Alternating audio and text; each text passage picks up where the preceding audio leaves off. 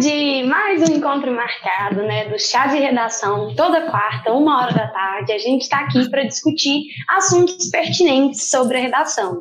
Eu sou a Rayane, eu sou tutora pedagógica aqui do quadro, e eu estou em ótima companhia. Estou com o Pedro, né, Pedro? Oi, gente, tudo bem? Boa tarde, Ray, Balt.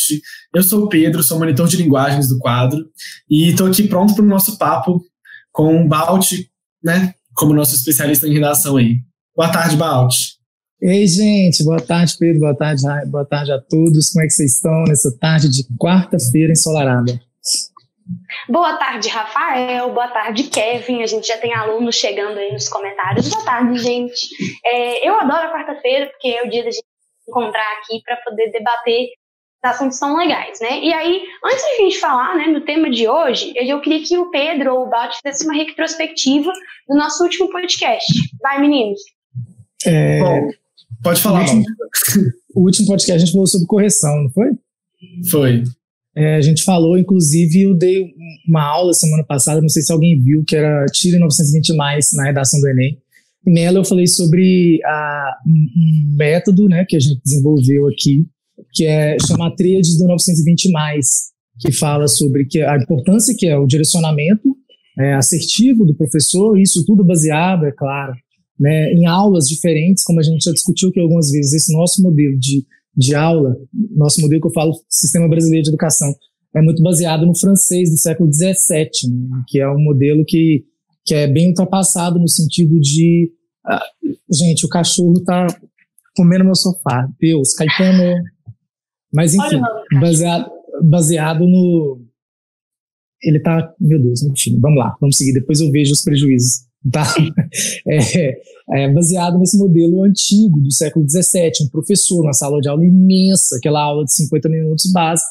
E é claro que esse costume, esse contexto, ele moldou até mesmo as escolas para fazer isso, porque fica mais fácil no sentido de pagamento também, de divisão de horários, enfim, facilitou uma série de coisas. E aí, esse direcionamento que eu proponho nessa aula que eu falo, ele é muito baseado naquela técnica da Barbara Oakley, né, que a gente falou um pouquinho também do curso, né, que a gente está aprendendo e tal, e que essa técnica, baseada, é claro, na ciência, na neurologia e tal, ela se baseia, foi a que deu permissão, que deu embasamento para a técnica do Pomodoro surgir, por exemplo, né, então elas meio que são concomitantes, aí, bebem da mesma fonte. Então, a importância desse direcionamento quanto aula mais assertiva, mais curta, mais direcionada, dando ao aluno um papel, né, maior de contribuição à educação, ou seja, o aluno também faz parte, né? E também nessa aula eu falei sobre o feedback e a prática, né, que são coisas muito importantes, que a gente já falou muito aqui também no nosso podcast. Então é muito importante a gente voltar a isso quando a gente fala de correção, a gente perceber a correção como uma possibilidade de feedback, tá? Um feedback bem mais assertivo, bem mais individual, porque você não está coletivizando a turma, né? Você está ligando na questão individual sua mesmo, nos seus erros, nas suas questões. E a gente falou, inclusive, sobre o quanto isso pode ser positivo na vida da gente, no geral, quando a gente passa a lidar melhor com esses feedbacks, e principalmente acerca da redação. A gente viu que existe, por exemplo, a subjetividade, a gente conversou sobre isso, e a gente falou também sobre que essa subjetividade ela é permissiva, ou seja, ela é permitida pela banca em um certo grau. Então isso é importante a gente ressaltar aqui também. E foi muito divertido, eu gostei da aula passada, porque eu até fiz um corretores univos, né, em prol desse objetivo maior. Pedro, você tem alguma coisa para acrescentar do podcast? Não, acho que o Balt deu uma bela sintetizada. Realmente a gente teve um bora discutir bacana também sobre a questão ambiental, né, que a gente tratou de alguns repertórios aí, que é um tema muito recorrente, né, e acho que no mais é isso mesmo. Pode puxar o nosso tema de hoje, Rai, a galera deve estar curiosa. Beleza, mas um dos nossos alunos da turma ITA, né, parece, já meio que cantou a pedra, né? Tô vendo que tem muitos aí da turma ITA entrando, porque hoje, graças a pedidos, vamos falar do tema dos vestibulares militares. Então, o tema de hoje, né, vai ser quero vestibular militar, como me preparo para a redação, né? Ficou assim, e a nossa ideia é todos os nossos alunos, né, que anteriormente pediram dicas de preparação específica para os militares e também queriam saber um pouco mais sobre a estrutura do texto, a gente vai começar a entrar aí, né? Para quem quiser saber partes específicas de estrutura, a gente já falou um pouquinho sobre essas estruturas em outros podcasts, vale a pena dar uma olhadinha, porque aí já tem um de introdução, um de conclusão, né, que você vai conseguir melhor sanar algumas dúvidas. Mas hoje, para começar, né, bora fazer perguntas que a gente preparou aqui para você, e eu queria começar falando mesmo do que é a redação militar, né, o que a gente pode falar dessa importância que essa disciplina tem para os vestibulares, né, então a gente não vê que, por ser um vestibular militar, não está realmente valorizando as linguagens. Pelo contrário, pelo que eu sei, o ITA, inclusive, é classificatório, né, a questão da redação. Aí eu queria que você falasse um pouquinho desses vestibulares, né, mais recorrentes, da importância da redação em cada um deles. Isso é bom, tá. Então a gente não vai entrar muito na questão da estrutura, não, gente, porque realmente a gente já falou, olha aqui quem apareceu para falar. Caetano, Deus, deixa papai trabalhar. Hein? A gente não tem como prender, vai ficar aqui mesmo, né? Acho interessante a gente manter esse jeito. Então eu e Caetano vamos falar aqui para vocês algumas coisas a respeito do vestibular militar. Tá? A gente não vai entrar em estrutura, né, Caetano? A gente não vai entrar em estrutura porque a gente já entrou. Claro, se tiver alguma dúvida, vocês podem falar aí a respeito do que vocês mais têm dificuldade. Enfim, eu estou aqui para isso mesmo, tá? Faz parte do pacote. Principalmente para vocês que estão aí assistindo ao vivo, tem essa oportunidade, então isso é muito bom. Agora, quando a gente fala em vestibular militar, geralmente o ITA, ele vem assim como maior ênfase, como mais difícil, como, enfim, o mais visado, quem sabe, né? Temos aí o ITA e o IME com um foco maior, assim, né, dos alunos. Mas existem outros inúmeros vestibulares militares, né? EFON, AFA, a SpaceX. Inclusive, quero defender quem fala o SpaceX. Muita gente fica brava, fala, é a escola, não sei o que, lá tem que ser no feminino. Mas às vezes a pessoa está fazendo uma elipse, está omitindo o termo. Por exemplo, se for o processo seletivo ou vestibular da SpaceX, aí a pessoa vai lá e fala o SpaceX, que seria o processo seletivo da SpaceX. Pode acontecer, gente, principalmente na fala oral. Então não vamos ficar muito bravos com os professores falando, ele está falando SpaceX, ele nem conhece o vestibular e tal, não sei o quê.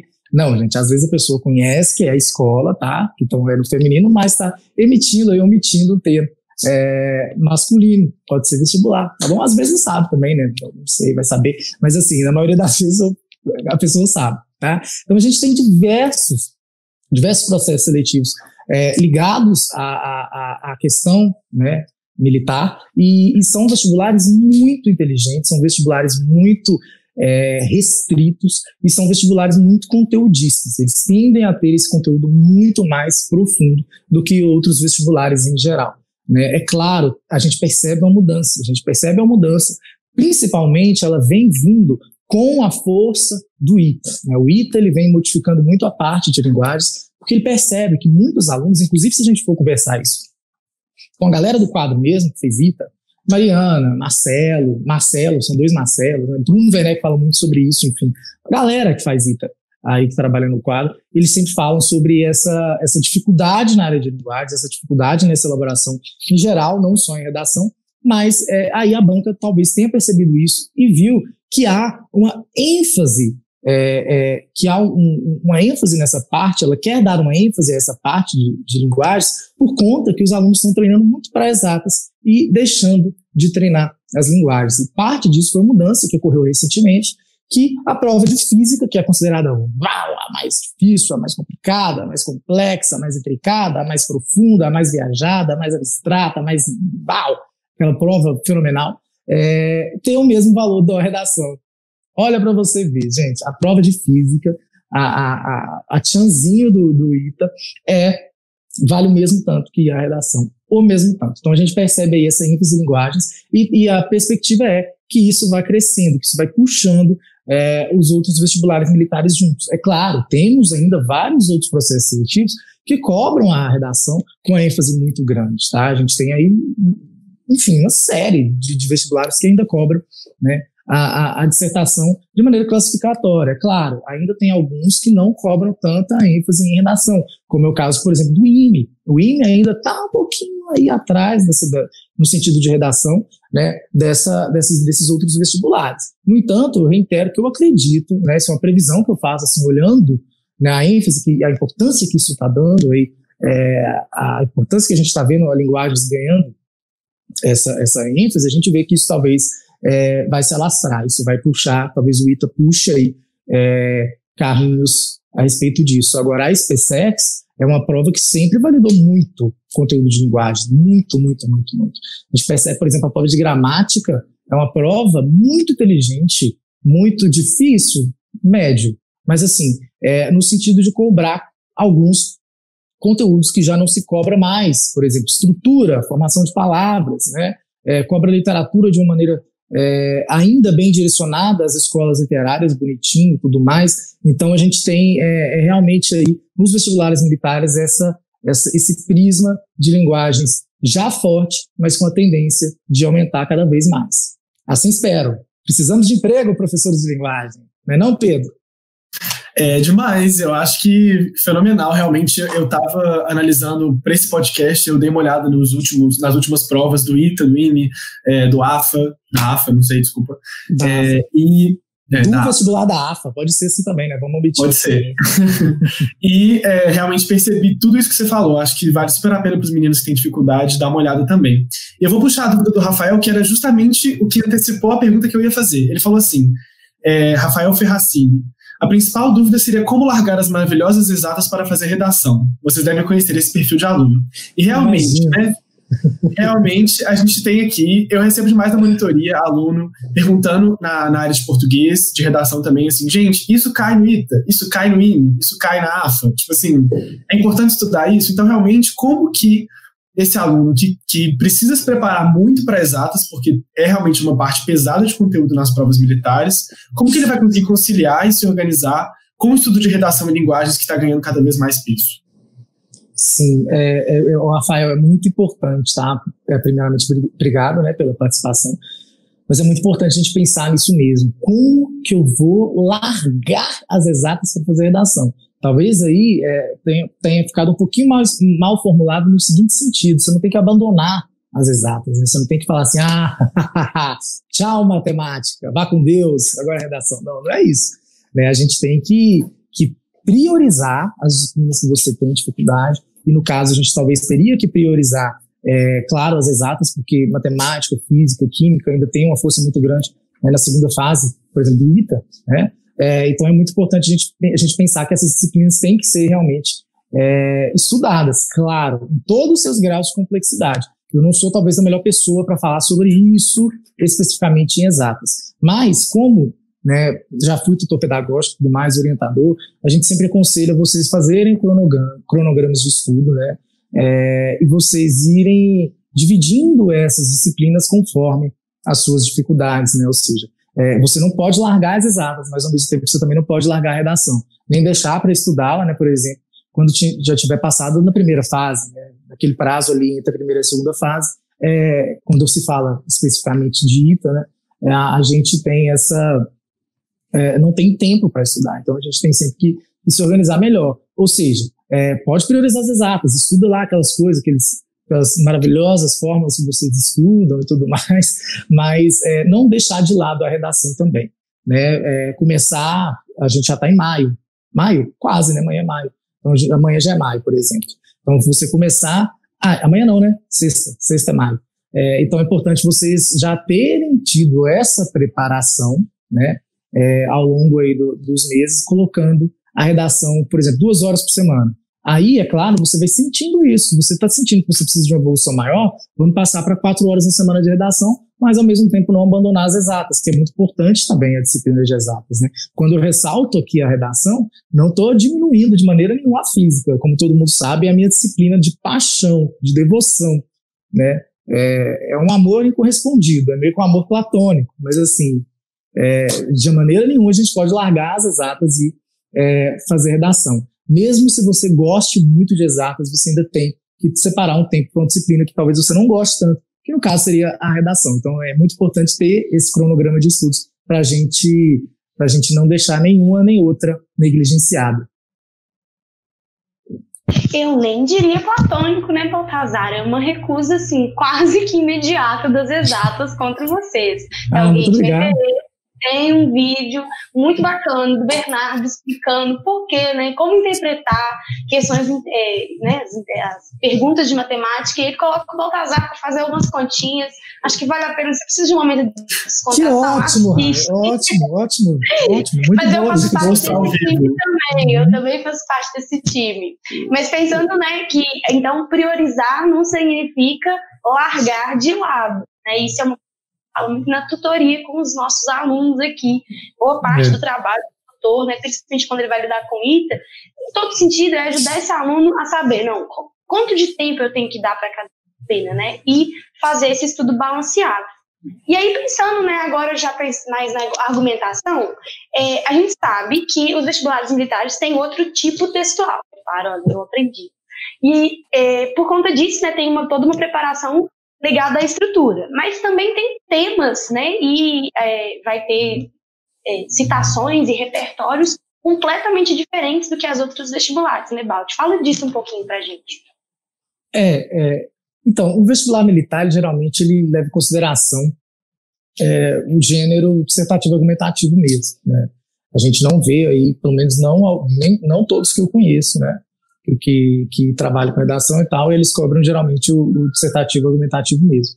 E a gente já falou sobre essas diferenças entre a estrutura de uma dissertação militar, que ela é muito parecida com a dissertação que sempre foi cobrada ao longo, né, dos processos seletivos, que é essa dissertação que você tem que persuadir alguém, não convencer necessariamente, mas mostrar um ponto de vista válido a respeito disso, né? Então é muito importante a gente pensar que essa dissertação que cobra no vestibular militar, ela tem mais história, por exemplo, do que a que ficou mais conhecida, que é a dissertação argumentativa voltada para o Enem. Apesar de ser o mesmo gênero, o enfoque, né, as instruções são um pouco diferentes. E isso é importante a gente ressaltar, né? A dissertação argumentativa, ela não tem a proposta de intervenção quando se fala de vestibulares militares, né?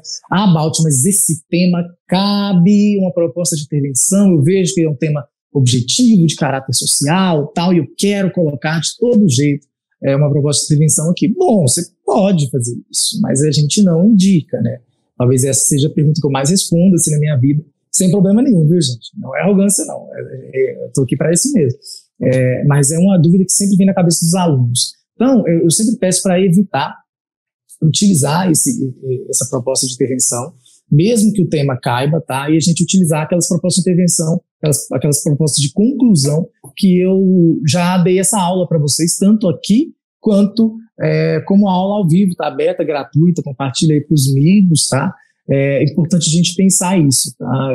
Trabalhar realmente essa conclusão. Agora, quanto ao repertório, os vestibulares militares tendem a ser um pouquinho mais sérios, talvez seja essa a palavra mesmo, a respeito de repertório para você utilizar para suportar seu ponto de vista, né? A gente sabe que se a gente tem que persuadir alguém, a gente tem que mostrar um ponto de vista válido, e para isso a gente tem que comprovar, de certa maneira, esse ponto de vista com repertórios, né? É isso que a gente sempre trabalha. E é uma banca que não aceita muito a gente utilizar. O que eu estou assistindo atualmente? La Casa de Papel. La Casa del Papel. É isso, né, Rai? Acho que é o Pedro que sabe mais espanhol. La Casa del Papel.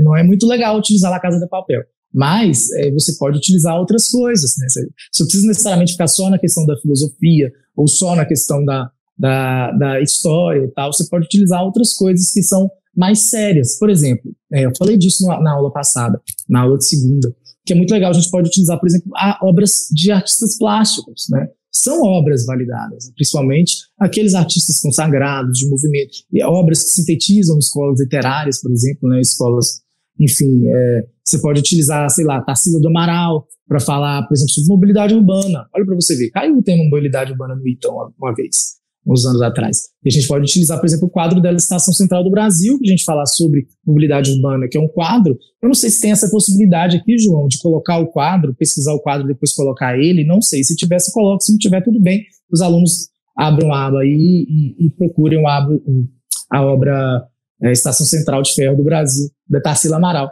E a gente pode utilizar essas obras literárias, essas obras plásticas também, além das obras literárias, né, as obras que você já leu, aí a respeito, por exemplo, de muitos, o ITA, por exemplo, cobra, né, obras literárias obrigatórias. Então você já tem que ler aquelas obras, então você vai e pega elas para utilizar como repertório na sua redação. Inclusive, elas têm muito a ver com o tema da redação. Ano passado a gente viu isso na no ITA, né, a gente tinha lá um avanço, estava falando sobre avanço ético-moral, né, a respeito do avanço tecnológico, até que limite, né, até que medida, era isso o tema, esse avanço poderia. E a gente tinha, por exemplo, o Alienista, né, que é um conto maravilhoso do Machado de Assis, que ele fala muito sobre até que ponto esse avanço científico, né, ele tem que ser levado. Aí no conto, por exemplo, você tem a situação, né, da pessoa trancando todo mundo lá dentro do hospício e tal, e termina com a cidade toda lá, né, ou seja, todo mundo é doido,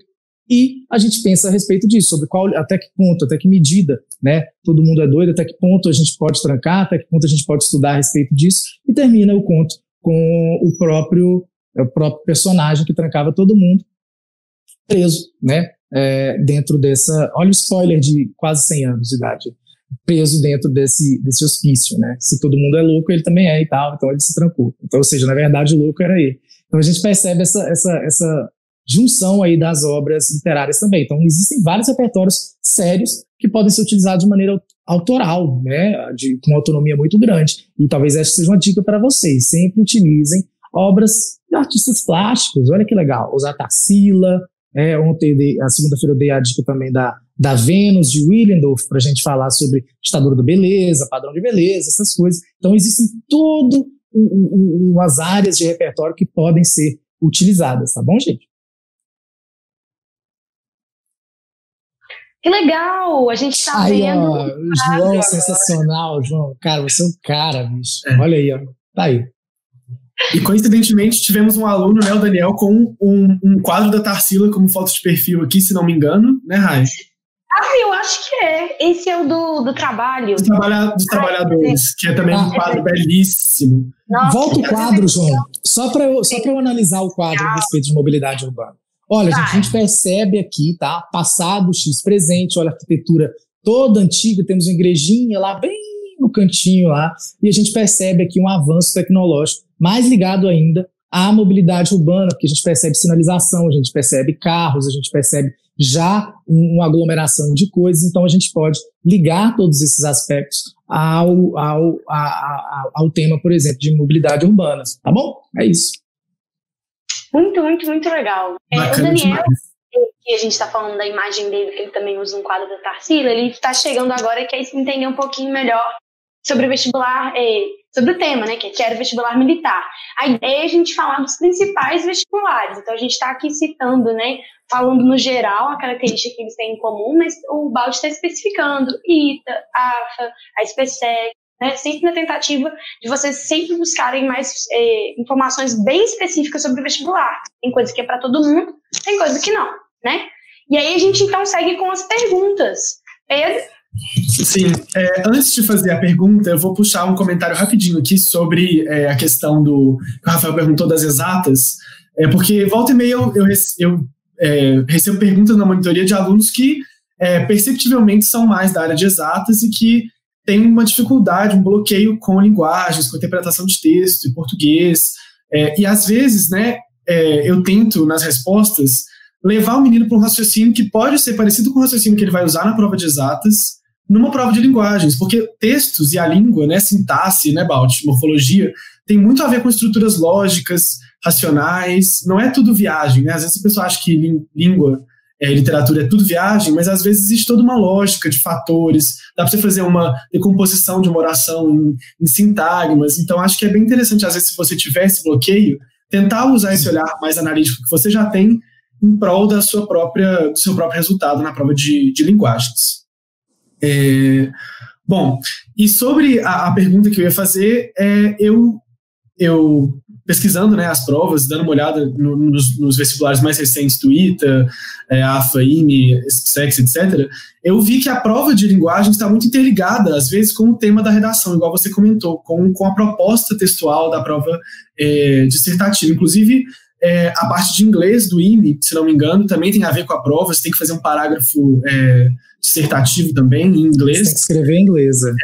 Então, eu queria saber como que o aluno pode usar esse conteúdo que ele já tem da prova a seu favor na hora da redação.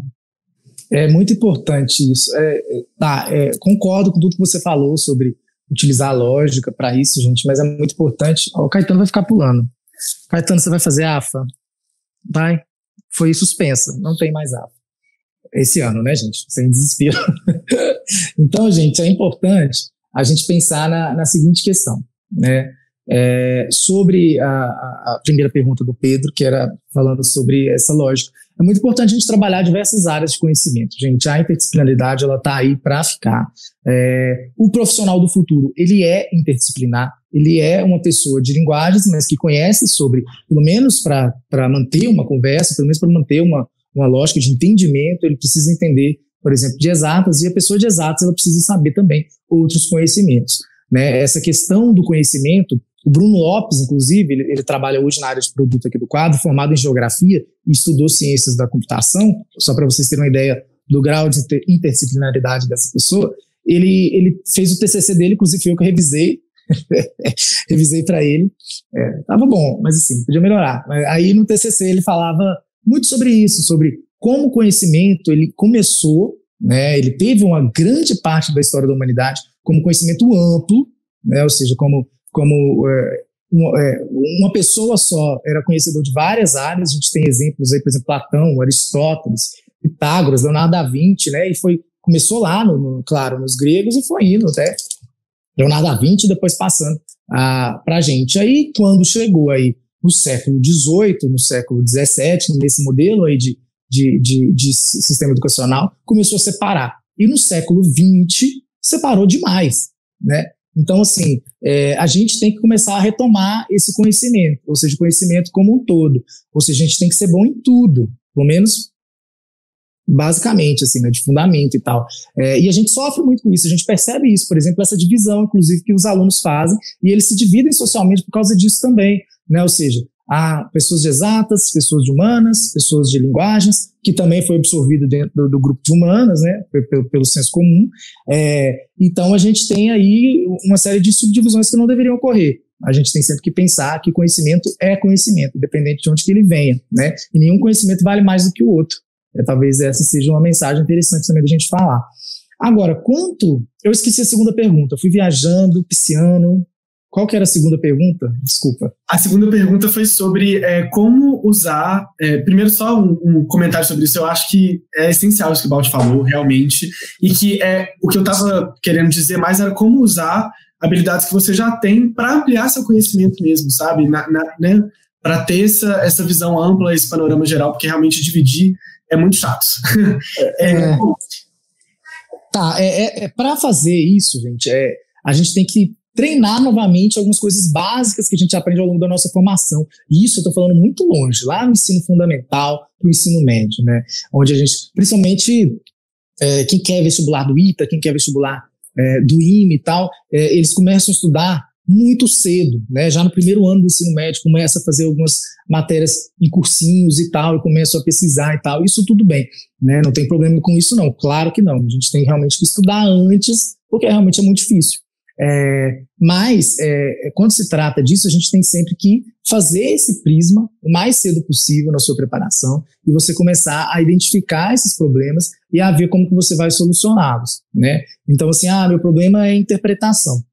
Beleza, mas você precisa interpretar também lá em física, você precisa interpretar também em matemática. Então vamos pegar esse conhecimento que você já tem lá, que você está conseguindo interpretar, e vamos olhar para o texto, vamos ver no texto quais são as minúcias do texto, vamos ler o enunciado, parafrasear o enunciado. E isso, gente, é só com a prática mesmo, não tem como, né, você chegar na véspera da prova e falar assim, agora eu vou treinar enunciado de português para a gente entender melhor como é que funciona. Não, a gente precisa de uma preparação ao longo do tempo, ao longo do seu estudo mesmo. Então, por isso é muito importante vocês olharem aí, ó, Caetano de novo, olharem aí a toda essa situação para vocês irem se acostumando, né, e vendo realmente qual área você tem mais dificuldade do que a outra, dentro, por exemplo, vamos pensar aqui de linguagens em geral, né, e aí você vai priorizando essas partes, vai revisando essas partes, vai internalizando os contextos, vai treinando questões interpretativas, tudo isso vai facilitar vocês terem mais facilidade com o conteúdo que não é tão próximo de vocês, tá?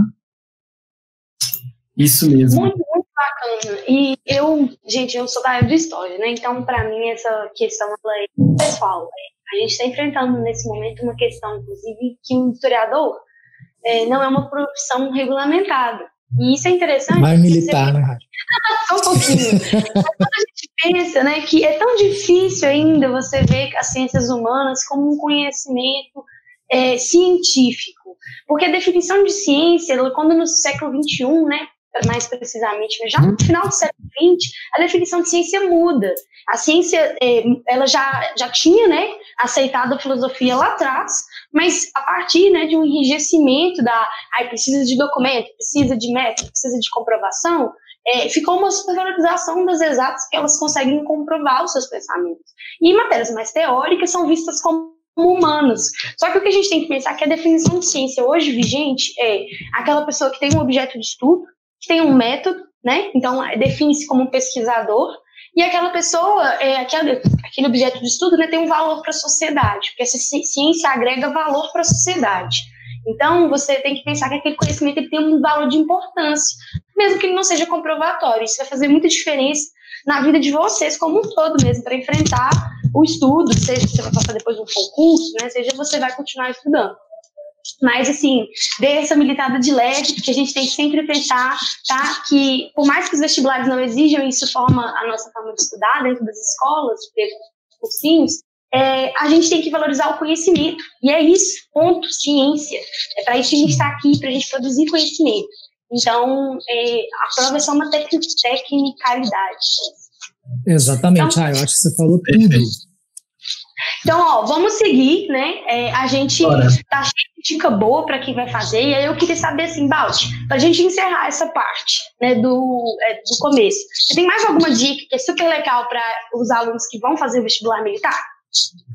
Gente, prática é a minha maior dica para vocês. Vocês têm que praticar isso constantemente, porque a redação, assim como a disciplina de exatas, ela precisa de um reforço que vai continuar, um reforço rotineiro, né? Algo que vocês sempre vão ter que colocar na cabeça de vocês, para vocês treinarem isso. Como eu disse, a relevância dela é muito forte, né? No ITA, por exemplo, tem o mesmo peso da física. Então a prática ela vai te mostrar como, além dela te mostrar estratégias para você perseguir durante o texto, para você utilizar, isso está funcionando, isso não está funcionando, né? Ela também vai te mostrar o feedback do corretor, você vai ter acesso àquela conhecimento, o conhecimento do corretor ligado exclusivamente na sua individualidade. Então a prática ela é fundamental. Talvez nesse sentido essa prática, esse feedback, ela seja até um pouco mais ampla e mais importante do que o próprio direcionamento. Porque conteúdo de redação,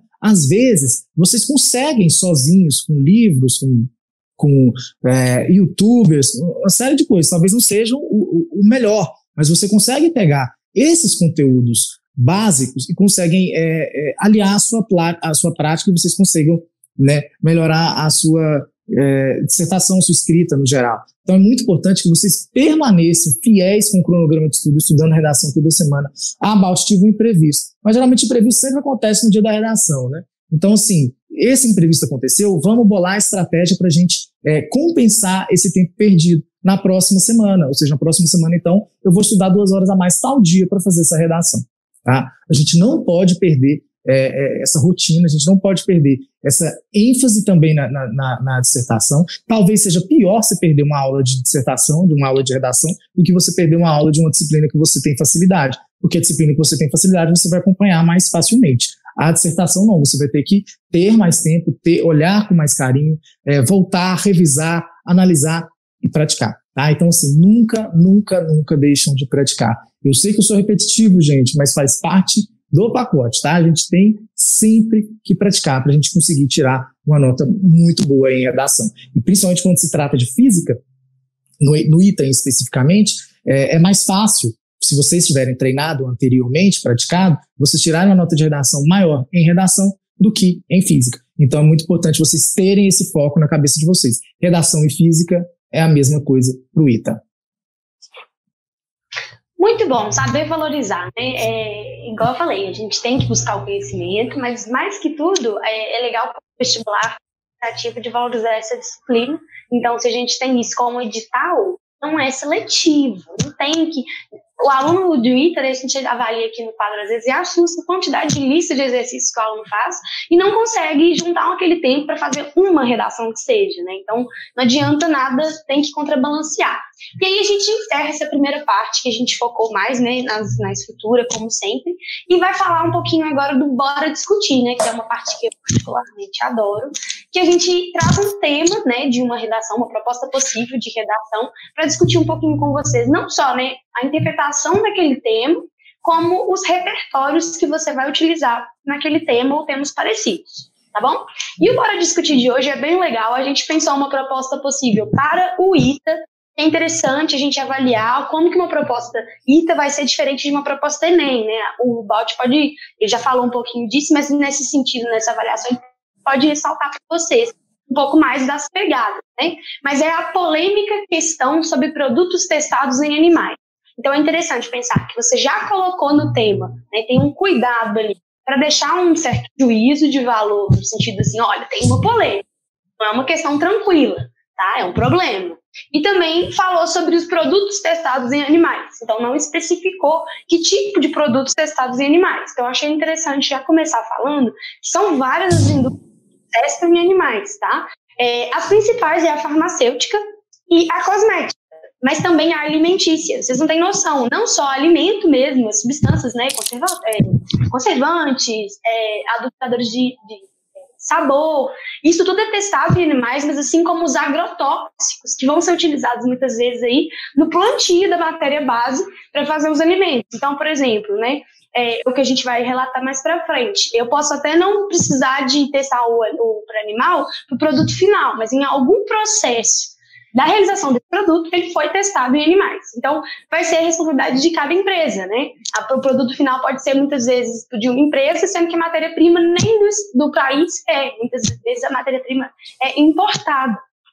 E aí, colocando um pouquinho da justificativa, né, de você fazer esses testes. Você tem testes em animais por causa de 2 motivos. Primeiro, que você precisa testar, né, substâncias novas que surgem para não causar dano aos humanos. Então, existe uma supervalorização do status de humano, no sentido de que, se você precisa colocar uma nova substância em circulação em um desses mercados, é interessante, nós vamos falar disso também, é lei que isso seja testado antes em um animal, para que possa aprovar ou não aquela substância. E o segundo motivo tem a ver mais com a questão médica, tem a ver com o fato de que quando você tem tratamentos para doenças complexas, né, no sentido de câncer, Alzheimer, e os mais diversos tratamentos para doenças que existem, você não pode produzir apenas a solução in vitro, porque você não está testando num organismo vivo. Então, você não sabe como que aquele remédio vai fazer efeito naquela célula cancerígena. Então, infelizmente, a parte que realmente ganha cada vez mais pessoas contra, que é que para você realizar, né, às vezes uma vacina ou outras questões, no caso do Covid, isso pode trazer bastante, né, vai vir à tona essa questão, porque estão testando sim em animais, e aí para isso você tem que transmitir a doença que você está querendo para o animal, e depois você cura o animal ou vai fazer esses testes nos animais. Então, é o que a gente inicialmente, né, tem sobre o tema, e eu queria que os meninos comentassem o que vocês acharam. Tá. Não está escrito errado, não? Eu estou vendo a polêmica questão sobre os produtos testados em animais. É a polêmica em questão, não é, Pedro? Foi você que... Não. Na verdade, a Rai que bolou o título, mas acho que é isso mesmo. A questão é polêmica. A polêmica questão sobre... Ah, sim, entendi. Seria o adjetivo. Entendi. Beleza. Entendeu? Gente, então, vamos lá. A polêmica questão... agora entendi. A polêmica questão sobre os produtos testados em animais. Acho que a Rai falou tudo sobre os aspectos mais práticos mesmo, sobre a divisão a respeito desse tema, e acho que o que mais pega, geralmente, o que mais choca, o que mais causa polêmica, né, seria a questão da indústria de maquiagem, essa indústria ligada à estética, né? E isso aí, quando a gente fala desse recorte temático específico, sem a gente falar do aspecto científico, que a Rai já falou, quando a gente fala desse assunto da estética, ele está muito ligado também com uma questão muito interessante, que está muito na moda, que é a respeito, né, como é que fala?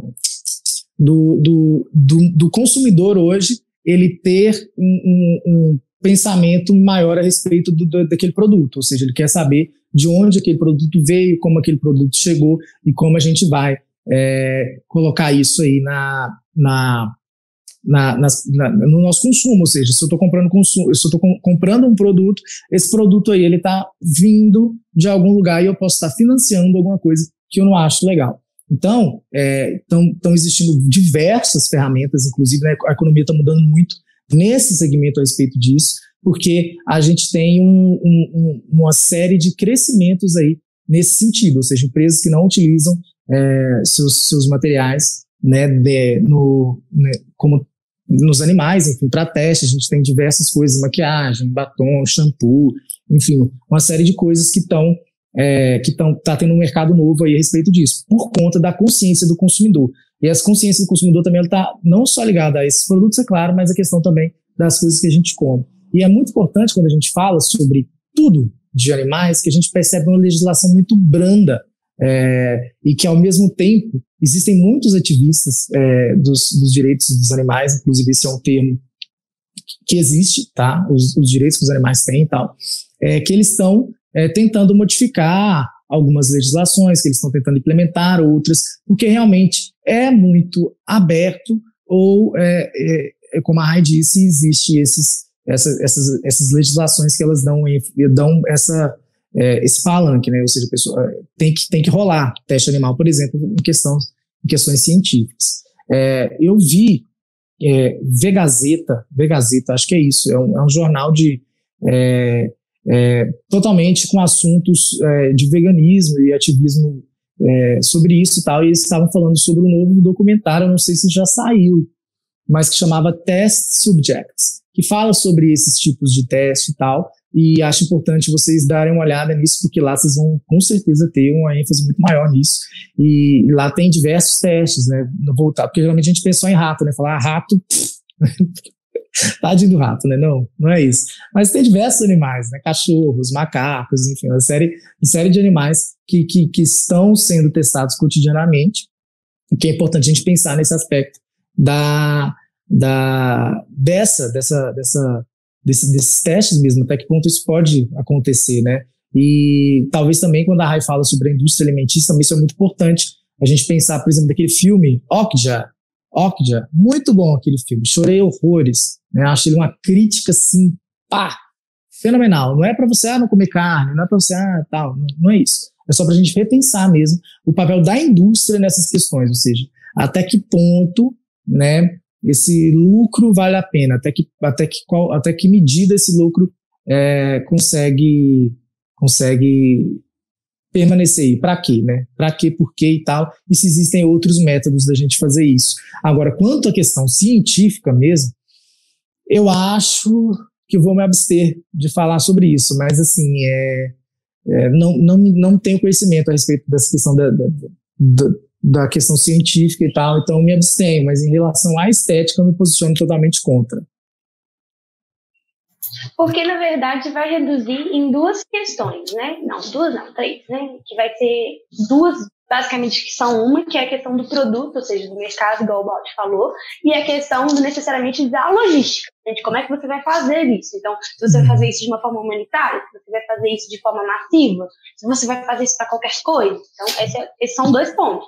E o outro ponto é a parte ética, que vai contrabalancear as duas questões. Então, vai ser a parte ética que vai segurar o mercado e vai segurar a prática. Isso já acontece em efetividade. O ativismo animal, né, que está cada vez mais comum, cada vez mais pessoas aí se juntando. Você vê que o número de veganos cresceu muito e os veganos são os maiores militantes contra o teste animal. Então, há duas legislações que são interessantes da gente trazer aqui. Se o aluno quiser trazer para colocar na redação, vai mostrar muita riqueza, porque, na verdade, é uma lei que é a lei, ela é em homenagem do Fiocruz, né? Só que a lei tem o nome do sobrenome dele. Peraí, gente. A lei chama Arouca. Isso mesmo. Chama Arouca. Lei Arouca. A-R-O-U-C-A.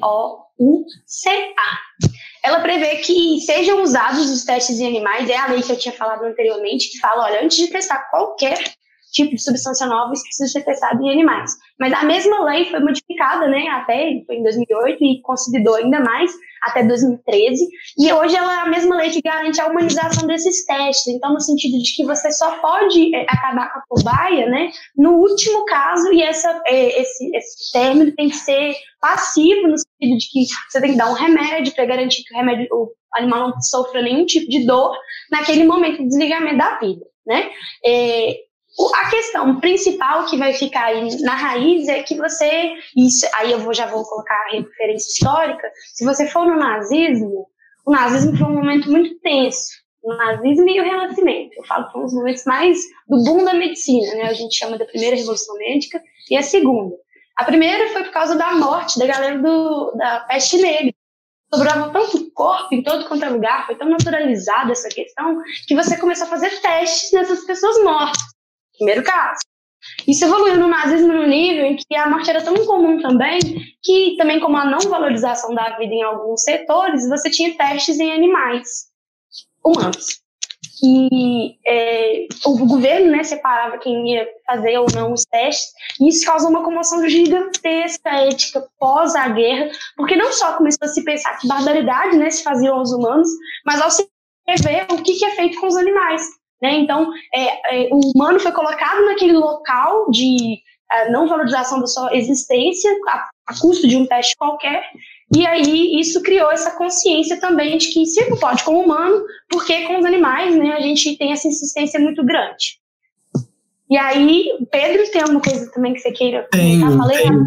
Tenho. Não, bom demais, porque você inclusive puxou um gancho que eu queria aproveitar para falar sobre essa referência mais histórico-filosófica, né? Eu acho que o mundo depois de Auschwitz, né, depois de Mengele, daquelas coisas brutais que foram depois, algumas delas, não todas, julgadas pelos tribunais de guerra, é um mundo que abre os olhos para o que a gente conhece hoje por bioética e ética sanitária, ética humana, no sentido da saúde, da biomedicina e da medicina.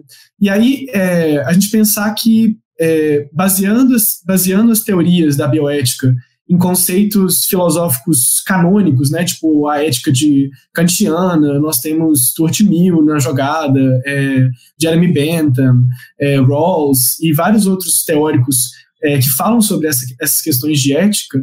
A gente tem a fundamentação de 4 princípios básicos da bioética, que é a não maleficência, a beneficência, a autonomia e a justiça. Então, são princípios que, assim, a gente pode questionar, pode usar na redação como repertório, justamente para questionar, será que esses princípios são maiores do que o interesse por lucro e o sistema do jeito que ele é? Será que isso se aplica também para vidas não humanas? Como que a sociedade lida com isso? Qual que é a reação popular? A gente sabe das coisas, esse selo da não crueldade, né, que está sendo tão usado atualmente como instrumento de venda. Qual que é a comprovação dele e qual que é a importância de fazer com que a sociedade compre mesmo essa ideia de uma forma ativa? Então, acho que tem muitas questões para serem abertas nessa problemática. E falando um pouquinho, né, do que você está falando do selo, eu acho que é a melhor parte para a gente poder também puxar o fim dessa conversa, né? Porque, como eu estava falando da legislação, 2013, gente, foi um ano muito positivo nesse sentido. Foi a consolidação de várias conquistas em direito dos animais por todo o mundo. Vários países, né, tipo assim, não entram na mesma vertente, você sabe disso. Mas também são vários países que nem produzem alguns tipos de materiais. Vamos lembrar que a gente tem que entender que não é todo país que produz tudo, né? Muita coisa a gente importa de outros países. E aí, quando a gente faz isso, outros países testam e a gente só compra quando já está pronto, tá? Então, assim, por isso alguns países não têm tantas legislações sobre a questão dos animais, né? Então, no Brasil, vou falar especificamente agora, a gente tem esse selo e eu coloquei aqui que, de acordo com a presidente da Associação Brasileira de Higiene Pessoal, Perfumaria e Cosméticos, ela chama ABPEC, eles são Carlos Basílio, foi de 2013, foi quando eles foram prestar conta sobre as resoluções do direito animal. Eles falam que nenhuma empresa mais realiza testes em animais, e isso já tem anos, né, que foi consolidado agora, mas que já tinha anos, e que não realizam esse tipo de trabalho por conta da consciência. Por isso, os produtos brasileiros possuem aquele selinho. Não foi testado em animais. Os para várias marcas brasileiras. Então vai ser muito comum, se você for ao mundo dos cosméticos ou até alimentos, você não vai encontrar, né, principalmente nos cosméticos, aquele recente, você não vai encontrar nenhum produto que vai aparecer que é testado em animal, sempre com selinho. E aí vem os ativistas, né, que fizeram uma grande campanha em 2015, descobrindo o que tinha por trás do selo, que era exatamente essa terceirização dos testes em animais. Então, muitas vezes as empresas de cosméticos pagavam laboratórios para realizar esses testes, e aí quando os produtos, né, ou as substâncias eram aprovadas, elas vinham já como matéria-prima aprovada. Então, a empresa de cosmético não tem esse vínculo, então ela consegue, a partir do mercado, garantir eu não testo em animais, mas outras pessoas estão testando, o problema continua ali. O que a gente tem que pensar é que já existem teorias, né, para poder auxiliar, para acabar com os testes animais, mas isso não vai ser uma coisa da noite para o dia. E aí, quem quiser usar um repertório chiquérrimo, tá? Eu coloquei biólogos, porque em 1959 era muito comum, né, você ainda ter taxonomia, pessoas que realmente tinham que estudar a biologia, porque muitas espécies, muitas questões sobre o reino animal, ainda nem descobertas eram. Então é muito legal pensar que já naquele momento, em 1959, o Russell e o Bush, que são colegas, eles trabalharam em equipe e lançaram um livro, O Princípio da Técnica Experimental, juntos. E aí é interessante que eles falam de uma técnica que, se você não souber quem são essas pessoas, você pode falar dessa teoria, porque ela é amplamente repartilhada, que é a dos 3 R's, que em inglês tem um nome, mas vou falar em português e já fica mais fácil. Reduzir, substituir e refinar. Todo mundo fala reciclar, né? Eu acho que na escola todo mundo aprendeu os 3 R's. Então, gente, não é esse. São os 3 R's do pensamento científico, que tem a ver com reduzir. Então, é realmente você diminuir cada vez mais os testes. Então, você não vai fazer teste animal para tudo e você vai, né, substituir, buscando outras opções para testes mais supérfluos e também substituir outras opções mesmo de testes. Nos Estados Unidos, por exemplo, começou a aprovar vários pequenos testes humanos mesmo. Então, a pessoa assina uma cláusula e ela vai receber por aquele teste. Então, assim, é uma opção, né? Afinal, você vai ter um termo em que aquela pessoa aceitou fazer parte daquele teste, diferente do animal. E o último é refinar, que é a ideia de sempre incentivar a pesquisa científica para utilizar cada vez menos testes de animais e também, né, cada vez menos, como o Pedro falou, do pensamento da conservação ambiental como um todo. Gente, é isso. Um arraso. Esse tema, muito bom. Super repertórios. Amei. Colher de shot. Colher de shot. Tá, eu vou pensar em algo, eu pensei, né, em algo que eu já falei aqui, e eu acho que talvez seja interessante de vocês verem, porque, sinceramente, gente, eu sempre acredito, eu sempre sou fiel de algo que seja mais fácil de absorver, algo que seja prazeroso, a gente não precisa ficar bitolando muito.